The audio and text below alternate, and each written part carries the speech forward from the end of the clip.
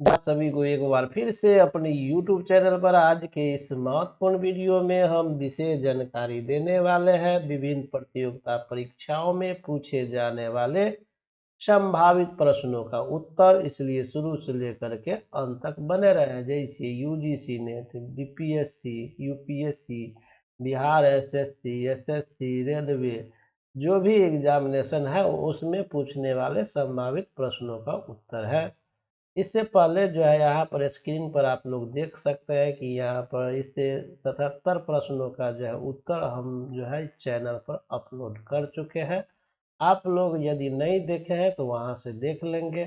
चलिए अब हम स्टार्ट करते हैं जो है प्रश्न संख्या आगे मतलब 78 से 78 से। अब देखिए 78 में क्या है कि रिया निम्नलिखित में से किसका उदाहरण है। रिया, आप लोग समझ सकते हैं कि रिया निम्नलिखित में से किसका उदाहरण है। तो ऑप्शन ए है निक्षेपित भूमि, ऑप्शन बी है निम्नगम उच्च भूमि तटरेखा, ऑप्शन सी है उभरी हुई उच्च भूमि तटरेखा, और ऑप्शन डी है अपरदित स्थलाकृति। तो आप लोग फटाफट जल्दी से जो है बताइए कौन सा आंसर होगा 78 का। देखिए रिया जो है निम्नलिखित में से किसका उदाहरण है। अगर पीछे के वीडियो देखे होंगे तो आपको ये प्रश्न आ चुका है। तो यहाँ पर देखिए कि निक्षेपित भूमि तो नहीं होगा, निम्नगम उच्च भूमि तटरेखा, ये जो है रिया के उदाहरण है। ठीक है, रिया किसका उदाहरण है तो निम्नगम उच्च भूमि तटरेखा का। निम्नगम मग्न मग्न उच्च भूमि तटरेखा रिया का उदाहरण। रिया निम्नलिखित में से किसका उदाहरण है तो निमग्न उच्च भूमि तटरेखा। निमग्न उच्च तटरेखा, निमग्न उच्च भूमि तटरेखा, इस निमग्न उच्च भूमि तटरेखा का उदाहरण है रिया। ठीक है, अब चलते हैं 79 में। 79 में है कि क्या है illustration of the Huttonian theory of the earth नामक पुस्तक किसने लिखा। क्या है illustration of the Huttonian theory of the earth नामक पुस्तक किसने लिखा था, मतलब लिखी थी होगा। ठीक है, यहाँ होगा illustration of the Huttonian theory of the earth नामक पुस्तक किसने लिखी थी। ऑप्शन ए है जेम्स हटन, ऑप्शन बी है जॉन प्लेफेयर, ऑप्शन सी है विडाल डी लाब्लास, और ऑप्शन डी है WM डेविस। मतलब illustration of the Huttonian theory of the earth नामक पुस्तक किसने लिखी थी। तो आप लोग जल्दी से जवाब दीजिए। तो इसका आंसर हो जाएगा ऑप्शन नंबर बी। बी में क्या है कि जॉन प्ले फेयर। ठीक है, जॉन प्ले फेयर ने illustration of the Huttonian theory of the earth नामक पुस्तक लिखी थी। जॉन फ्ले John Playfair John Playfair illustration of the Huttonian theory of the earth नामक पुस्तक लिखी थी। ठीक है, अब चलते हैं ऑप्शन नंबर सवाल नंबर 80। आधार तल संकल्पना का प्रतिपादन किसने किया था। आधार तल संकल्पना का प्रतिपादन किसने किया था। पहला ऑप्शन है वाल्टर टैंक, बी ऑप्शन है WM डेविस, सी ऑप्शन है JW पावेल, डी ऑप्शन है जेम्स हटन। सवाल क्या है आधार तल संकल्पना का प्रतिपादन किसने किया था। आधार तल संकल्पना का प्रतिपादन किसने किया था? तो ऑप्शन नंबर सी सही आंसर होगा, J.W. पावेल। J.W. पावेल जो है आधार तल संकल्पना का प्रतिपादन किया था। आधार तल संकल्पना का प्रतिपादन किसने किया था? तो J.W. पावेल। ठीक है, अब चलते हैं नेक्स्ट सवाल। 81 का है, तटीय बालू डिब्बा के निर्माण हेतु पालकन का आदर्श व्यास होता है। तटीय बालू डिब्बा के क्या? तटीय बालू डिब्बा के निर्माण हेतु बालू कण का आदर्श व्यास होता है। बालू कण का आदर्श व्यास कितना होता है? ऑप्शन नंबर ए में है 0.15 मिलीमीटर होता है, होगा। तो बी ऑप्शन हो गया 0.50 हो गया, यानी मिलीमीटर हो गया। और उसके बाद जो है सी ऑप्शन हो गया 0.25 मिलीमीटर, और डी ऑप्शन हो गया 0.75 मिलीमीटर। तो ऑप्शन नंबर कौन सही होगा? जल्दी से आप लोग कमेंट्स कीजिए। देखिए सवाल क्या है कि तटीय बालू डिब्बा के निर्माण हेतु, मतलब तटीय बालू का जो डिब्बा है उसका निर्माण करने के लिए बालू कण का एक आदर्श व्यास होता है। तो उस आदर्श व्यास जो है कितना होता है? तो ऑप्शन नंबर आपका सही हो जाएगा 0.25 ठीक है। यानी तटीय बालू डिब्बा के निर्माण हेतु बालू कण का आदर्श व्यास होता है कितना? 0.25 यानी मिलीमीटर। ठीक है, तटीय बालू डिब्बा के निर्माण हेतु बालू कण का आदर्श व्यास होता है 0.25 मिलीमीटर। ठीक है, अब चलते हैं सवाल नंबर 82 का। निम्नलिखित में से कौन बृहद संचलन का अनाच्छादन क्रिया से संबंधित नहीं है? निम्नलिखित में से कौन बृहद संचलन की अनाच्छादन क्रिया से संबंधित नहीं है? ऑप्शन नंबर ए है आधार अधखनन, ऑप्शन नंबर बी है अपस्तरण, ऑप्शन नंबर सी है भूखलन, और ऑप्शन नंबर डी है पंख प्रवाह। तो अब जल्दी से बताइए कौन सा सही नहीं संबंध करता है? तो देखिए बृहद संचलन की अनाच्छादन क्रिया से संबंधित नहीं है, तो आधारी अधखनन ये संबंधित है, और अपस्तरण ये संबंधित नहीं है। तो ऑप्शन नंबर बी सही हो जाएगा। फिर ये भी भूस्खलन है और पंख प्रवाह क्या है? ये बृहद संचालन की अनाच्छादन की क्रिया से संबंधित है, लेकिन अपस्तर जो है अपस्तरण जो है बृहद संचलन अनाच्छादन क्रिया से संबंधित नहीं है। ठीक है, तो ऑप्शन नंबर बी हो गया सही आंसर 83 का। ठीक है, यानी कि 83 का। 83 का सवाल है, निम्नलिखित में से कौन विशेषताएं पर्वतीय हिमनद से संबंधित नहीं है? कौन विशेषताएं पर्वतीय हिमनद से संबंधित नहीं है? नीचे दिए गए कूट में से सही उत्तर चुनिए। अब क्या है? सर्क है, टर्न है, तीक्ष्ण शिखर है, पीरियड है। ऑप्शन ए में क्या दिया हुआ है? सर्क, बी में दिया हुआ टर्न, सी में दिया हुआ तीक्ष्ण शिखर, और डी में दिया है फियर्ड। तो इसमें से जो है कौन सा आंसर सही होगा आप लोग बताइए। तो ये पूछ रहा है निम्नलिखित में से कौन विशेषताएं, मतलब कौन विशेषताएं, ये सब जो है ये कौन विशेषताएं पर्वतीय हिमनद से संबंधित नहीं है? यानी इसमें से कौन सी ऐसी विशेषताएं है जो पर्वत हिमनद से संबंधित नहीं है? वही उत्तर चुनना है। तो सर्क क्या है? तो सर्क जो है पर्वतीय हिमनद से संबंधित रखता है, तो ये तो सही नहीं होगा। और टर्न भी रखता है, तीक्ष्ण भी रखता है, नंबर आपका डी आंसर हो गया, क्या? फियर्ड। तो फियर्ड जो है पर्वतीय हिमनद से संबंधित नहीं रखता है, ठीक है। फियर्ड क्या है? पर्वतीय हिमनद से संबंधित नहीं रखता है। तो केवल जो है हमारा हो जाएगा डी, ठीक है, आंसर हो जाएगा डी। अब चलते हैं 84 में। अब 84 में दिया हुआ है सूची 1 और सूची 2 के साथ सुमेलित करें और नीचे दिए गए कूटों में से सही उत्तर का चयन करें।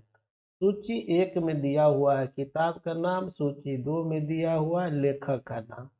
अब आपको क्या करना है, इसको हमको क्या करना है, मिलाना है। तो मिलाने के लिए जो है आपको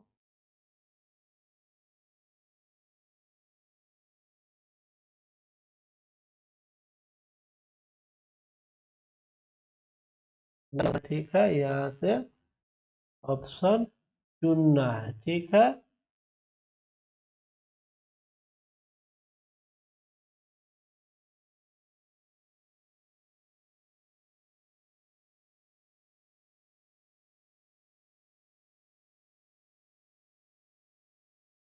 नाम और लेखक के नाम, ठीक है। लिखा हुआ है ऑप्शन ए में मॉर्फोलॉजी ऑफ द अर्थ, ठीक है, मॉर्फोलॉजी ऑफ द अर्थ। यह पुस्तक किसने लिखी थी? तो यह पुस्तक हमारा जो है लिखी थी एल.सी. किंग ने। कौन लिखी थी? एल.सी. किंग ने। मॉर्फोलॉजी ऑफ द अर्थ का लेखक कौन है? LC. King. Morphology of the earth का लेखक कौन है? LC. King. Morphology of the earth का लेखक कौन हो गया? एल.सी. किंग, ठीक है। अब चलते हैं option number B. Option number B में प्रिंसिपल ऑफ फिजिकल जियोलॉजी, क्या है? Principle of physical geology. यह किसने लिखा? यह कौन लिखे थे? इसका लेखक हो गया ए होम्स। क्या हो गया? ए होम्स, ठीक है। इसका हो गया क्या? A Holmes. इसका क्या हो गया? A Holmes. Principle of physical geology का हो गया लेखक A Holmes. Physical of principle of physical geology, of physical geology का लेखक हो गया A Holmes. Morphology of the earth का लेखक हो गया एल.सी. किंग। अब ऑप्शन नंबर सी में चलते हैं। तो ऑप्शन नंबर सी में दिया हुआ है हमारा जियोमॉर्फोलॉजी। जियोमॉर्फोलॉजी का जो है तो डी थॉर्नबरी, डी थॉर्नबरी, ठीक है। डब्लू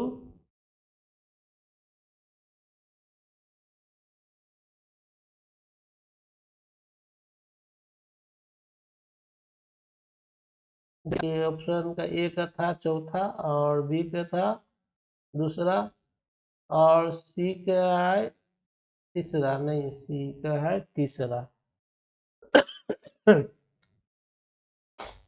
सॉरी, यह हमारा जो है 84 का ना। देखिए 84 में ध्यान देना है कि ये जो है मॉर्फोलॉजी जो है ठीक है, किसने दिया था? स्पार्कस ने दिया था। किसने दिया था? स्पार्कस ने दिया था। स्पार्कस ने। तो ऑप्शन नंबर आपका बी हो जाएगा सही आंसर। 1 का 4, 2 का जो है 1, 2 का जो 3 का हो गया, सी का हो गया 2 और डी का हो गया 4, ठीक है। तो आपको इस तरह से मिलान कर लेना है। जियोमॉर्फोलॉजी जो है किसका है? स्पार्कस का है, ठीक है। स्पार्कस, स्पार्कस, ठीक है, स्पार्कस। और principle of geomorphology, principle of geomorphology ये हो गया हमारा डब्ल्यू.डी. थॉर्नबरी, डब्ल्यू.डी. थॉर्नबरी, डब्ल्यू.डी. थॉर्नबरी, ठीक है। डब्ल्यू.डी. थॉर्नबरी, डब्ल्यू.डी. थॉर्नबरी, डब्ल्यू.डी. थॉर्नबरी, डब्ल्यू.डी. थॉर्नबरी, ठीक है। अब यहाँ से जो है 4 गो जो है पुस्तक का नाम है, 4 लेखक का नाम है। तो आपको याद हम करवा देते हैं। पहले याद कीजिए कि मॉर्फोलॉजी ऑफ द अर्थ का लेखक हो गया एल.सी. किंग। दूसरा याद कीजिए principle of the physical geology का लेखक हो गया ए. होम्स। याद कीजिए जियोमॉर्फोलॉजी, जियोमॉर्फोलॉजी का लेखक हो गया स्पार्कस। स्पार्कस जियोमॉर्फोलॉजी का लेखक हो गया स्पार्कस। उसके बाद जो है प्रिंसिपल ऑफ जियोमॉर्फोलॉजी का लेखक हो गया W.D.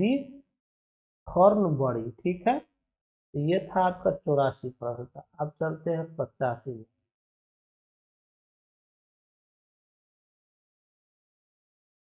तो 85 में है कि निम्नलिखित में से कौन महाद्वीपीय विस्थापन के पक्ष में प्रमाण है। निम्नलिखित में से कौन महाद्वीपीय विस्थापन के पक्ष में प्रमाण है। तो आपको 85 क्या है, पहला ऑप्शन जिग-सा फिट, दूसरा ऑप्शन है बी का ऑप्शन है ट्रांसकरेंट भ्रंश, और सी ऑप्शन है विभिन्न क्षेत्रों में जीवाश्म, और डी ऑप्शन है मेंटल में संवहन। अब आपको कूट में मिलान करना, ए होगा कि सी, और ए होगा कि डी, कि ए होगा कि बी, कि बी ए सी डी होगा। क्या होगा, तो आप लोग जल्दी से कमेंट्स करके बताइए कि कौन सा ऑप्शन आपके लिए सही है।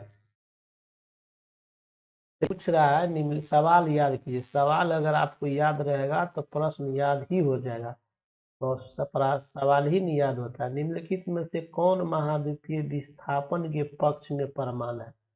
महाद्वीपीय विस्थापन के पक्ष में ये 4 ऑप्शन है। ये 4 ऑप्शन में कौन सा ऑप्शन है जो सही है।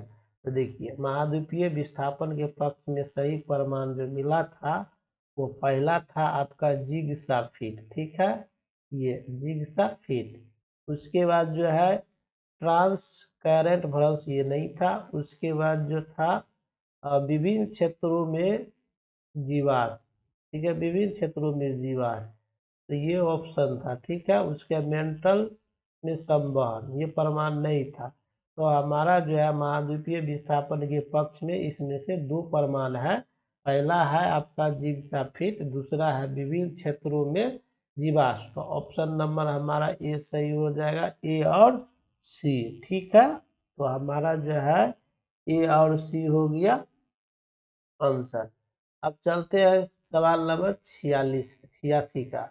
विपर्तनिक बलों के कारण निम्नलिखित में से किसका निर्माण होता है। यानी विपर्तनिक बलों के कारण किसका निर्माण होता है। भ्रंश घाटी का होता है कि निलंबी घाटी का होता है कि अध्यारोपी घाटी को होता है कि पूर्ववर्ती घाटी को होता है। जब विपर्तनिक बलों के कारण कौन सा जो है घाटी का निर्माण होता है, वो जल्दी से आप लोग कमेंट्स कीजिए। तो देखिए विपर्तनिक बलों के कारण जो है भ्रंश घाटी का निर्माण होता है। ऑप्शन नंबर ए सही आंसर हो गया। ठीक है, विपर्तनिक बलों के कारण भ्रंश घाटी का निर्माण होता है। विपर्तनिक बलों के कारण भ्रंश घाटी का निर्माण होता है। विपर्तनिक बलों के कारण भ्रंश घाटी का निर्माण होता है। अब 87 में चलते हैं। अक्षांश में क्या है, उच्च अक्षांश क्षेत्रों में निम्नजित हिमनदीय घाटियों को किस नाम से जाना जाता है। उच्च अक्षांश क्षेत्रों में निम्नजित हिमनदीय घाटियों को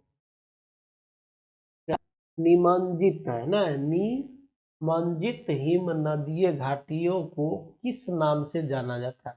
उच्च अक्षांश क्षेत्रों में निमज्जित हिमनदीय घाटियों को किस नाम से जाना जाता है। देखिए उच्च अक्षांश क्षेत्रों में क्या है कि उच्च अक्षांश क्षेत्रों में निमज्जित हिमनदीय घाटियों को किस नाम से जाना जाता है। तो ऑप्शन नंबर ए है महासागरीय खाई, ऑप्शन नंबर बी है अंतःसागरीय कटक, ऑप्शन नंबर सी है फियोर्ड, ऑप्शन नंबर डी है अंतः समुद्रीय केनिया। तो ये 4 ऑप्शन में से कौन सा ऑप्शन सही होगा, जल्दी से आप लोग कमेंट्स कीजिए। तो 4 ऑप्शन में से कौन सा ऑप्शन है? दक्षिण क्षेत्रों में निमज्जित हिम नदीय घाटियों को किस नाम से जाना जाता है? निमज्जित हिम नदीय घाटियों को किस नाम से जाना जाता है? तो फियोर्ड के नाम से जाना जाता है। किस नाम से जाना जाता है? फियोर्ड के नाम से। किसके नाम से? फियोर्ड। फियोर्ड के नाम से। उच्च अक्षांश क्षेत्रों में निमज्जित हिमनदीय घाटी को फियोर्ड नाम से जाना जाता है। अब चलते हैं सवाल नंबर 88 यानी 88 में। सूची 1 को सूची 2 से सम्मिलित करें और नीचे दिए गए कूटों से सही उत्तर का चयन करें। सूची 1 है और सूची 2 है। अब हमको क्या करना है? मिलान करना है। Basalt, granite, sandstone, sand. मतलब ये क्या है कि चट्टान का नाम दिया हुआ है, ठीक है।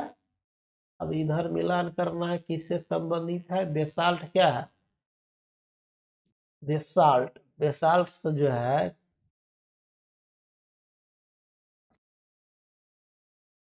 बेसाल्ट का जो है कौन सही होगा? नीस होगा कि क्वार्टरजाइट होगा कि सिस्ट होगा कि स्लेट होगा, ठीक है। तो आप लोग जो है जल्दी से बताइए कि कौन सा सही आंसर होगा, ठीक है। 88 का जो है कौन सा आंसर सही होगा? तो चलिए देखिए, बेसाल्ट। तो बेसाल्ट जो है हमारा क्या है? एक सिस्ट है। बेसाल्ट किससे है? सिस्ट है। उसके बाद जो है ग्रेनाइट है। ग्रेनाइट जो है हमारा क्या है? नीस है। ग्रेनाइट क्या है हमारा? नीस है। सैंड स्टोन, सैंड स्टोन क्या है? क्वार्टर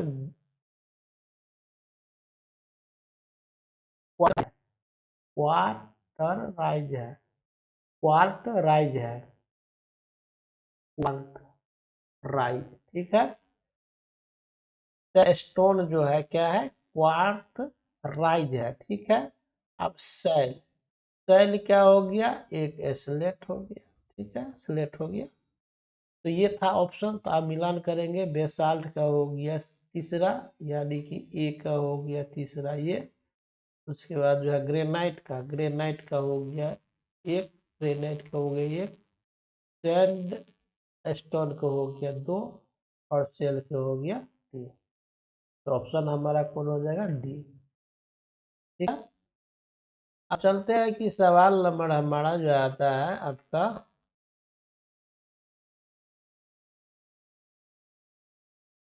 89। पृथ्वी की उत्पत्ति के संबंध में कांट के निम्नलिखित अभिकथनों पर विचार करें। पृथ्वी की उत्पत्ति के संबंध में कांट के निम्नलिखित अभिकथनों पर विचार करें। क्या करें? विचार करें। तो विचार करने के लिए क्या होगा? तो आपको विचार करने के लिए